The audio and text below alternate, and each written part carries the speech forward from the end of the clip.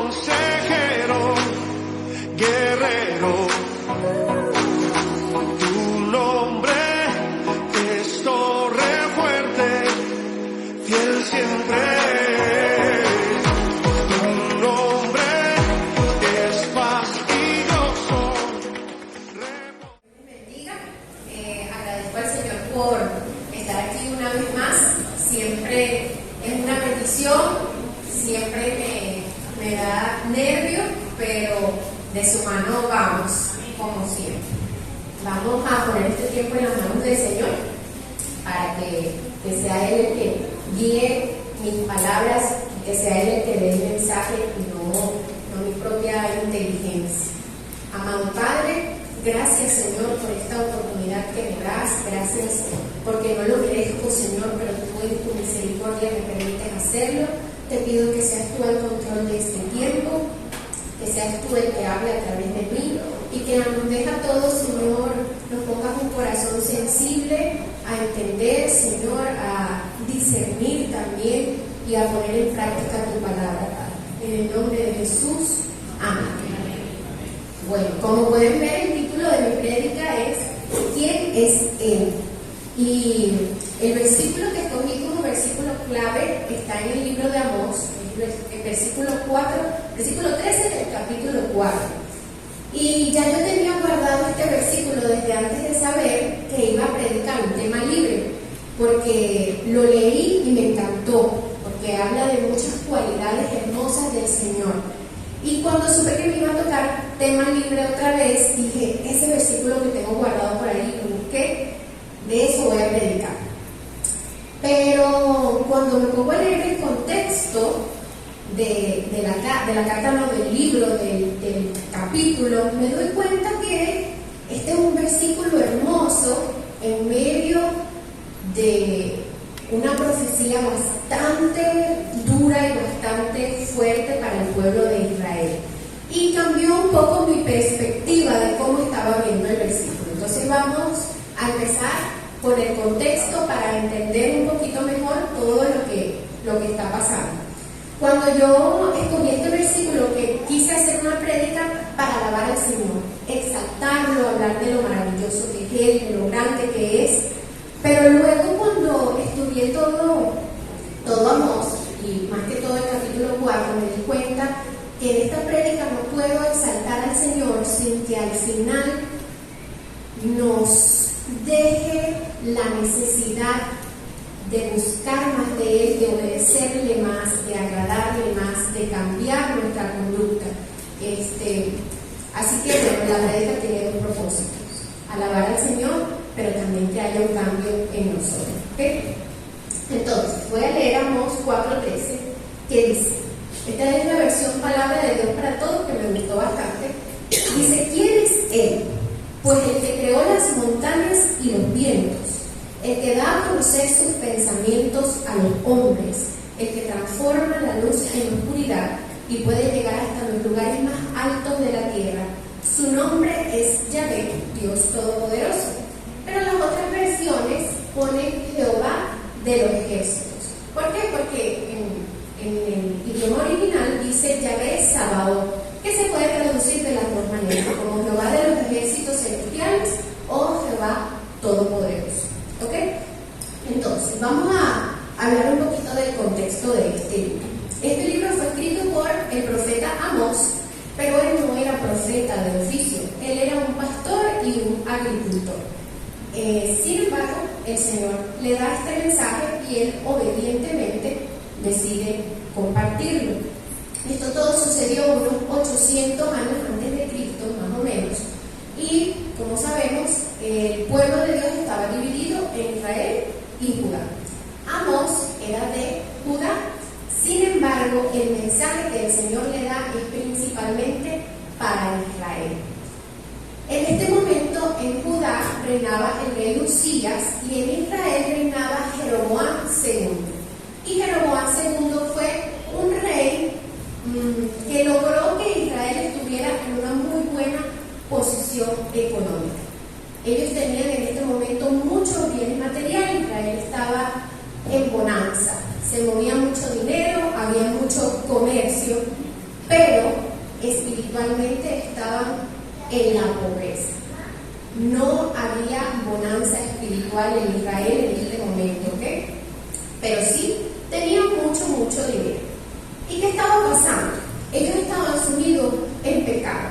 El Señor, durante todo el libro, se queja constantemente de dos cosas.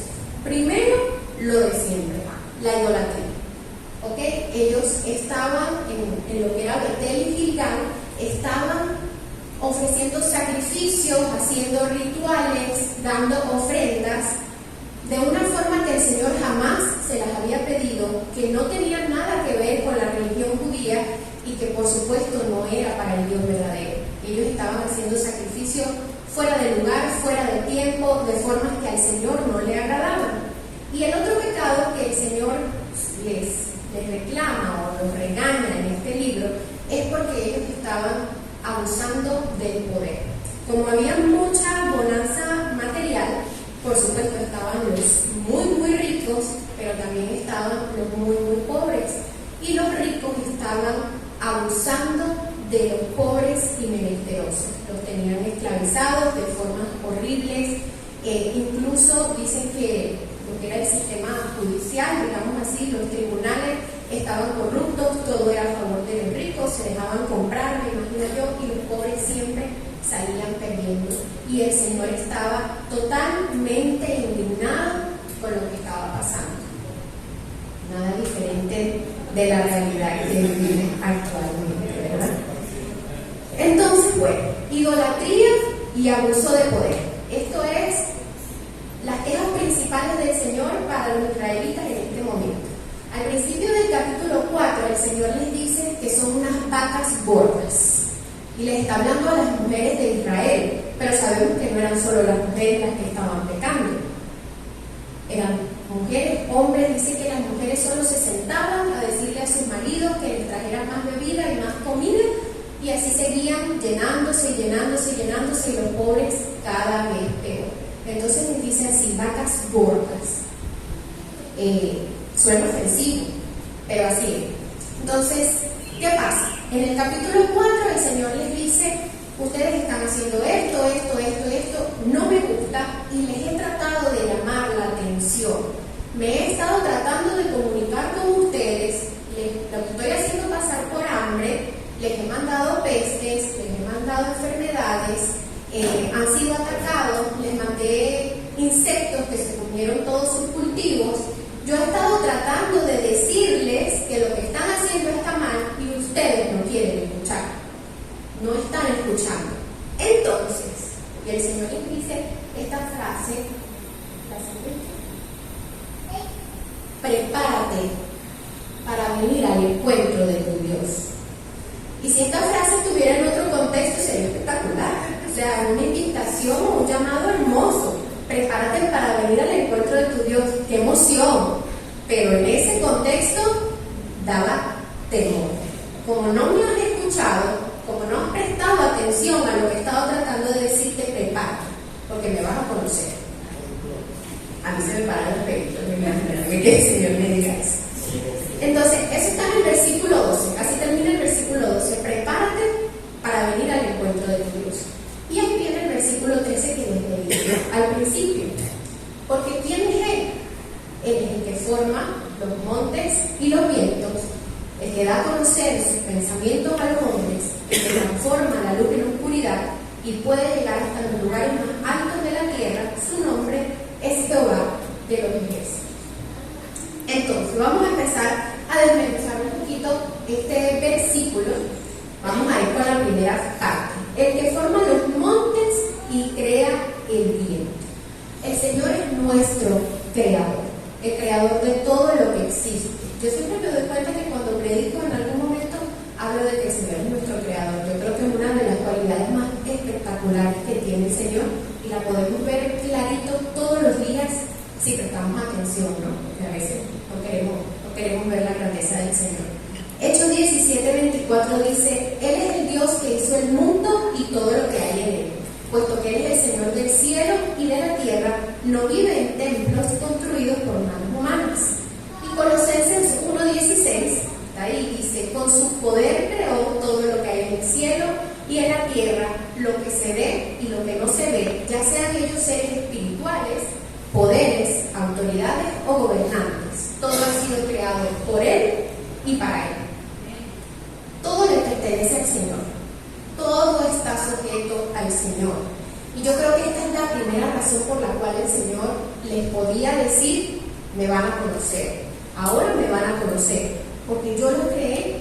Ustedes existen por mí, están ahí por mí. El rey Jeroboam y todos los líderes del pueblo de Israel, aun con todo su dinero y todo su poder y toda su fama, estaban ahí porque el Señor le daba la gana que ellos estuvieran ahí, porque Él los creó, ellos no se crearon a sí mismos, y el Señor les permitía tener bonanza espiritual, material, porque el Señor así quería. Durante todo el capítulo el Señor les dice: ustedes no volvieron a mí, les mandé esto, pero ustedes no volvieron a mí, les envié esta prueba, pero ustedes no volvieron a mí, les envié este sufrimiento, pero ustedes no volvieron a mí.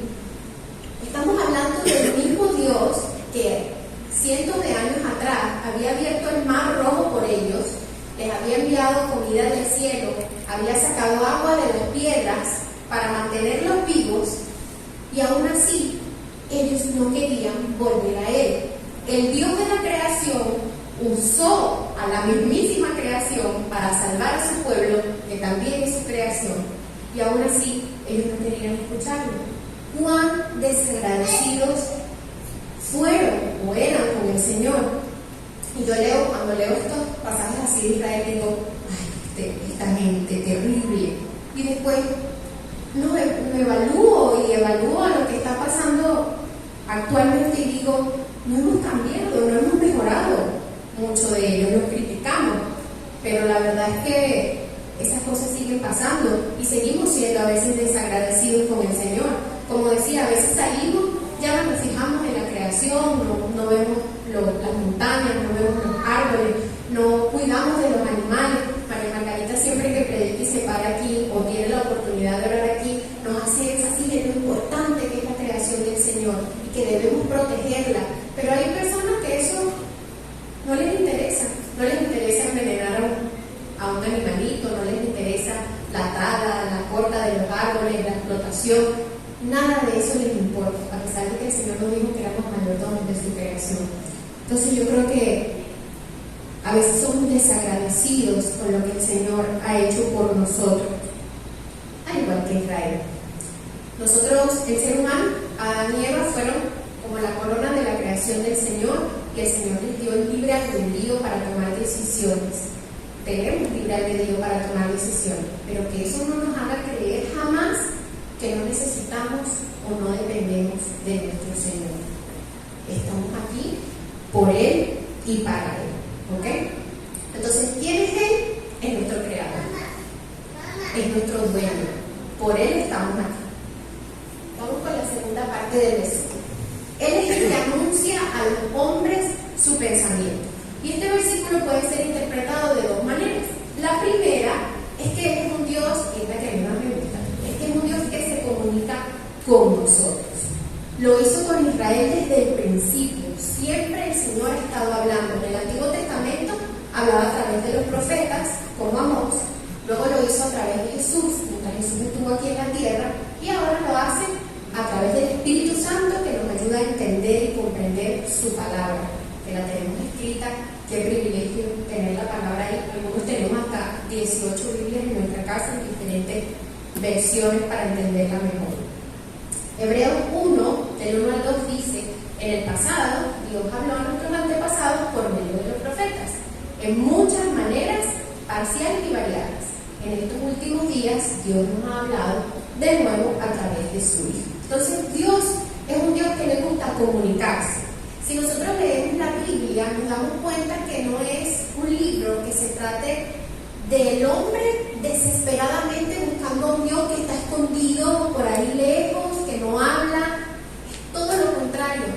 Es un libro que habla de un Dios que está buscando incesantemente recuperar la relación con sus hijos, con su pueblo. Entonces, Dios siempre ha querido hablarnos. Él siempre está buscando comunicarse con nosotros. Lo hizo con Abraham, lo hizo con Moisés, Lo hizo con Samuel, con David, con Elías, con Isaías, con Amós, y así ha sido continuamente. El Señor nos habla. Salmo 32:8 dice: te haré entender y te enseñaré el camino que debes andar. El Señor quiere que entendamos, el Señor quiere que aprendamos, que lo conozcamos. Sabemos que hay cosas que Él las tiene reservadas y que no nos va a revelar y que son misterios, pero yo diría que en su mayoría el Señor le gusta comunicarse y revelar sus planes a su pueblo. Y el Señor venía hablándoles. Él había estado tratando de decirles: no me gusta lo que están haciendo, tienen que cambiar su conducta. Él estaba tratando de comunicarse, pero Israel no quería escuchar. Yo creo que a lo mejor ellos pensaban que como tenían abundancia material, entonces eso significaba que Dios los estaba bendiciendo y que todo estaba bien, que no había nada que cambiar. Porque a veces decimos: ay, él está pasando trabajo porque algo le está fallando al Señor. O sea, igualamos pobreza con pobreza, pero no. Podemos tener muchísimos bienes materiales y no tener nada de abundancia espiritual, ¿ok? Entonces, yo creo que el Señor no es que nos manda la disciplina sin explicarnos nada. Él se comunica, Él nos da a entender por qué nos va a disciplinar, qué es lo que tenemos que cambiar. Hechos 12 dice que el Señor nos disciplina porque nos ama. Y así como un padre terrenal disciplina a sus hijos porque los ama, así mismo hace el Señor. El Señor nos disciplina porque quiere que cambiemos algo, pero no lo hace a lo loco. El Señor nos avisa qué es lo que tenemos que cambiar, qué es lo que estamos haciendo mal. Lo que pasa es que a veces nos hacemos los sordos, como el pueblo de Israel. Entonces Dios tenía la autoridad de hacer pasar a Israel por lo que lo iba a hacer pasar, porque Él ya había estado avisándoles que tenían que cambiar algo y ellos no querían escuchar. La segunda manera en que se interpreta este versículo es que ya Dios conoce los pensamientos que tenemos los hombres en nuestra mente y nos los revela. O sea, Él es omnisciente, Él sabe todo lo que estamos pensando, todo lo que estamos planeando hacer, con más aún autoridad.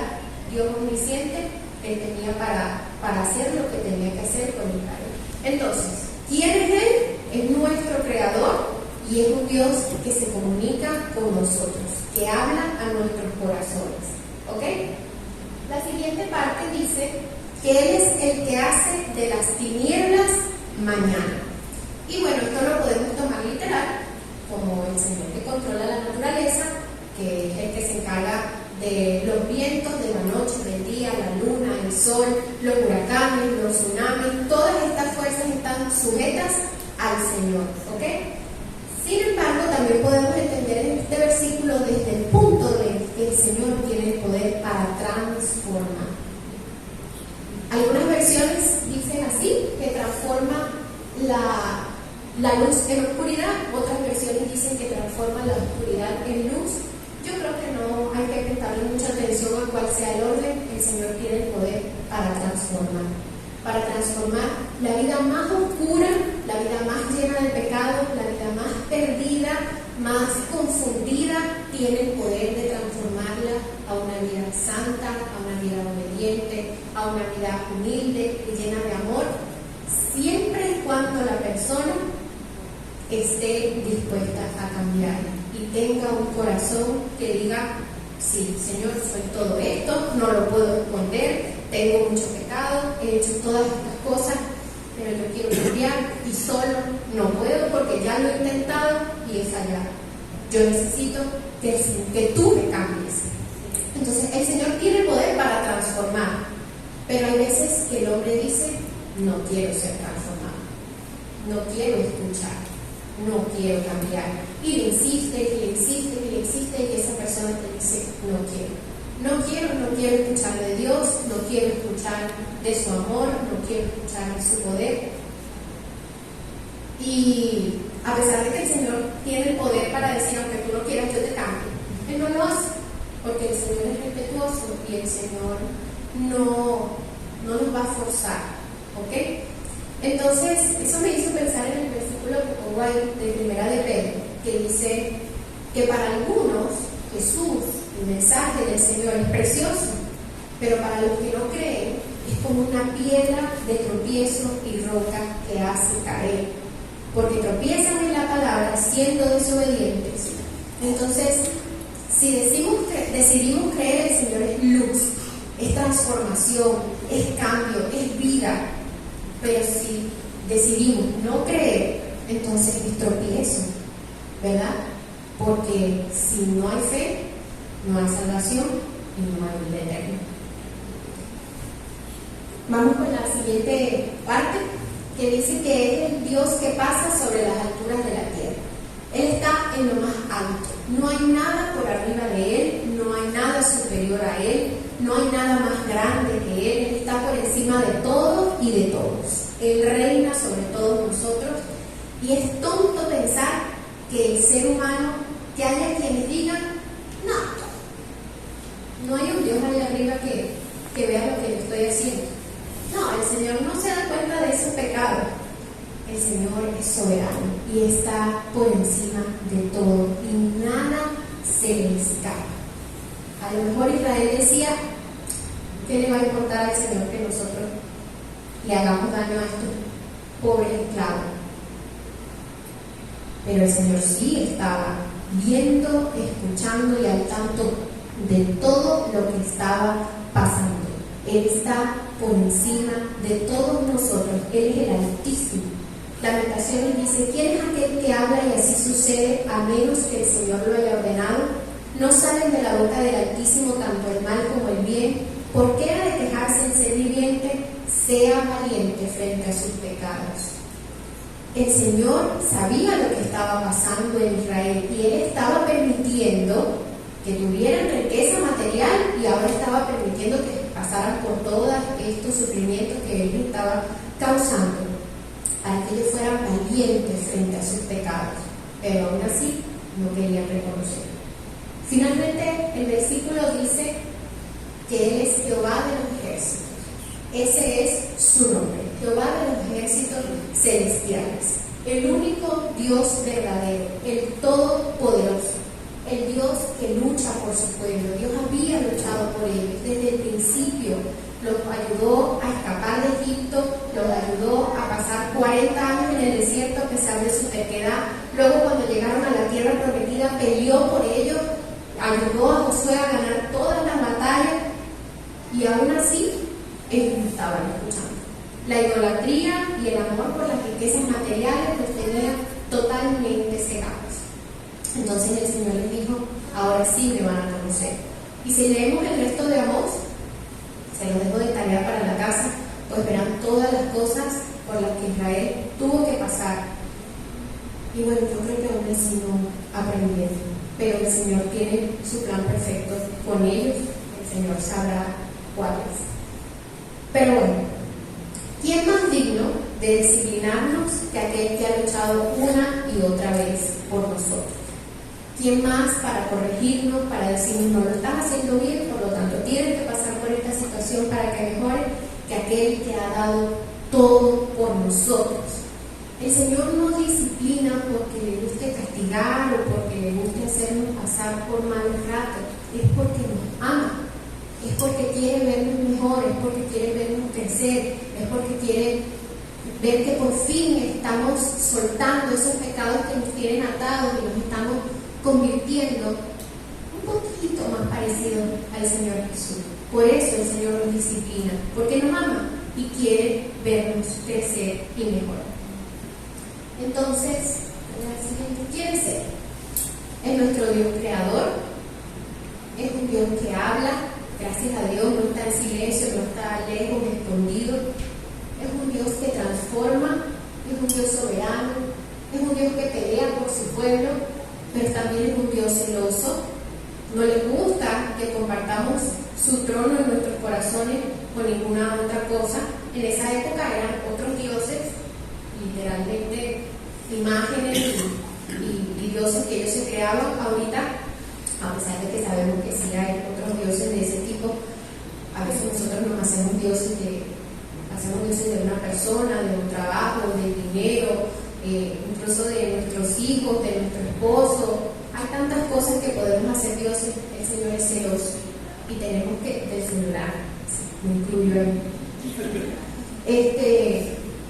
Al Señor no le gusta que le quiten su lugar y hay que darle el primer lugar en nuestras vidas. Es un Dios justo que no tolera la maldad, no tolera el abuso, no tolera que se le hagan trampas a los menesterosos, a los indefensos, a los inocentes. Es un Dios que sí está atento a todo lo que está pasando y aunque a veces pensemos que no le importa, el Señor tiene su tiempo y el Señor va a obrar en su tiempo. Pero es un Dios justo, que no le gusta que nadie abuse de su poder y lastime a los más indefensos para su propio beneficio. Es un Dios, como dije, que no tolera la maldad ni el abuso y es un Dios que ama a su pueblo y lo disciplina. Y aunque a veces es difícil pasar por momentos de disciplina, sabemos que es para nuestro propio bien. Y en esos momentos hay que perseverar, en lugar de molestarnos con el Señor, hay que tomarnos de su mano y dejar que Él haga su trabajo en nosotros y crecer y desarrollarnos y permitir que esa situación nos haga salir mejores de lo que estábamos antes. Lo último que quería resaltar es que si tenemos un Dios que es así de maravilloso y se lo decimos a los demás, mi Dios es esto, es esto, es esto, es esto, entonces tenemos que demostrarlo con nuestra manera de vivir. No podemos decir que amamos al Señor, pero tratamos mal a la persona que nos pide dinero en la calle. No podemos decir que amamos al Señor, pero tenemos para compartir con el que necesita, pero prefiero quedármelo para mí porque si yo lo necesito después. No podemos decir que amamos al Señor y no amar a las personas a nuestro alrededor. A veces se nos hace súper fácil amarnos entre nosotros, porque nos conocemos, porque nos vemos todos los domingos, porque tenemos años conociéndonos, pero salimos allá afuera y estamos comiendo en las Américas y se acerca una persona a pedirnos dinero y le decimos, no molesto, estoy comiendo. De hecho, la otra vez estaba en las ballenas, mi perro estaba pequeñito y hubo una señora que me abrumó para que le comprara algo y mi actitud hacia esa persona fue como, déjame. Y luego Luis Alejandro me decía, a lo mejor ella necesitaba vender ese caramelo ese día. De verdad, necesitaba ganar un poquito de dinero. Y lo reconozco porque a veces es difícil amar a quienes no conocemos, a quienes lucen diferente, a quienes no se visten bien, pero tenemos que hacerlo. Esto lo leí, yo tengo una Biblia de estudio y estas frases que les voy a leer estaban ahí escritas textualmente, se las leo. Dice, la manera en la que un cristiano trata a los demás revela cómo es su verdadera relación con Dios. Y por último, dice, Dios demanda nuestra obediencia, una sentida disposición del corazón que se traduce en acciones en favor de los seres humanos que nos rodean. Entonces, tenemos un Dios maravilloso, un Dios todopoderoso que nos ha creado, que ha peleado por nosotros, que nos provee, que nos disciplina, y eso es bueno, eso tenemos que agradecerlo y por lo tanto nosotros también debemos tratar de ser como Él. Debemos cada día esforzarnos por vivir más consagrados a Él, más consagrados a su palabra y que tengamos una entrega de corazón que no solo quede en lo que decimos, sino también en lo que hacemos. Y eso es todo.